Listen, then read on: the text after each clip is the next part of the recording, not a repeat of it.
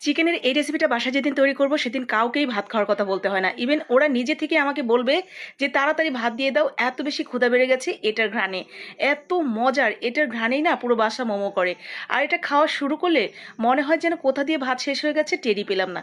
এত বেশি মজার, ইভেন আমার নিজেরও কিন্তু ভীষণ ভীষণ পছন্দের চিকেনের এই রেসিপিটা। যারা চিকেন খেতে পছন্দ করেন একবার হলেও এভাবে রান্না করে দেখেন। আশা করি আমার বাসার মতো প্রত্যেকেই আপনার বাসারও সবার কাছে একদম প্রিয় হয়ে যাবে এই রেসিপিটা। তো প্রথমে দেখেন এখানে আমি বোনলেস চিকেন নিয়েছি 3 পিস, ব্রেস্টের পিস নিয়েছি আমি। তো আপনি যে কোনো চিকেনের যে কোনো পিস দিয়ে করতে পারেন, তবে হাড় ছাড়িয়ে নেবেন। এরপরে এইগুলোকে আমি ছোট ছোট করে টুকরো করে নিয়েছি ব্লেন্ডার করার সুবিধার্থে। এরপরে ভালো করে ধুয়ে এটা ব্লেন্ডারে জারে দিয়ে দিলাম সাথে আদা রসুন এবং কাঁচামরিচ।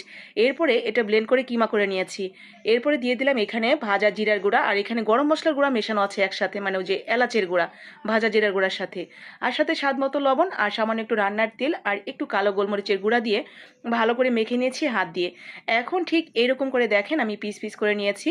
তো ছোট ছোট করে এরকম লম্বাটে শেপ করে নিয়েছি। আপনি চাইলে গোল শেপও করতে পারেন, আপনার পছন্দ মতো করে নেবেন। তবে এটা লম্বাটে শেপ করে নিলেই দেখতে ভালো লাগে বেশি, আপনি আপনার পছন্দ মতো করে নিতে পারেন। তো এরপরে জাস্ট এটা আমরা অল্প একটু তেলের মধ্যে দিয়ে দিব। আর এটা চিকেনের কিমা, তো তেলের মধ্যে দেওয়ার সাথে সাথে জমাট বেঁধে যাবে, তাই ভেঙে যাওয়ার ভয় নেই। একটা পাশ যখন লাল লাল হয়ে যাবে এরপর আমরা অপর পাশ উল্টে সুন্দর করে লাল লাল করে এটাকে ভেজে নেব।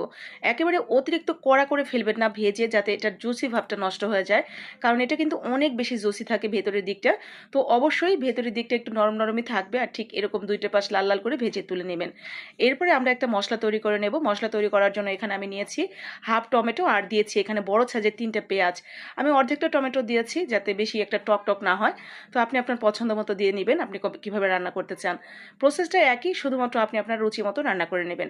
তো পেঁয়াজ এবং টমেটোটা সুন্দর করে আমরা হালকা একটু নরম হয়ে যখন যাবে তখন এখানে দিয়ে দিয়েছি কয়েকটা কাজু বাদাম এবং কয়েকটা কাঠবাদাম। কাজু বাদাম এবং কাঠবাদাম এর সাথে চাইলে আপনি চীনাবাদামও ইউজ করতে পারেন। আবার চাইলে কাজু বাদাম আর কাঠবাদাম যদি হাতের কাছে না থাকে শুধুমাত্র চীনাবাদাম দিয়েও কিন্তু এটা করতে পারেন। এরপরে হালকা একটু রোস্ট করে আমরা একটু পানি দিয়ে ব্লেন্ডার জারে দিয়ে ওটা মিহি একটা পেস্ট তৈরি করে নিয়েছি। তেলের উপরে তেজপাতা এবং গরম মশলা ফোড়ন দিয়ে তারপরে দিয়ে দিলাম সেই পেস্ট। এখন এইভাবেই তেলের উপরে মশলাটাকে একটু আমরা ভুনে নেব। ভুনা হয়ে গেলে এর সাথে যোগ করে দিব স্বাদ মতো লবণ, আর দিয়ে দিলাম ধনিয়ার গুঁড়া আর সামান্য মরিচের গুঁড়া। তো আপনি আপনার পছন্দ মতো এগুলো দিয়ে নেবেন, ঝাল কতটুকু বাড়তি খেতে চান কম খেতে চান। এরপরে সামান্য একটু পানি দিয়ে দিলাম ব্লেন্ডারের জারটা ধুয়ে। আর এখানে 1 চা চামচের থেকে সামান্য একটু বেশি হবে আদা জিরা রসুন বাটা দিয়ে দিয়েছি। এখন এই মশলাটাকে এইভাবে আমরা কিছুক্ষণ এখানে কষিয়ে নেব। মশলা কষানোটা কিন্তু খুবই ইম্পর্ট্যান্ট। অবশ্যই ভালো মতো মশলাটা কষিয়ে নেবেন। মশলাটা যখন খুব সুন্দরভাবে কষে যাবে তারপরে দিয়ে দিবেন সেই চিকেন যেগুলো ভেজে রাখলেন সেগুলো। এরপরে এর সাথে আমরা আরও একটু পানি অ্যাড করে দিব। বলেন তো কেন?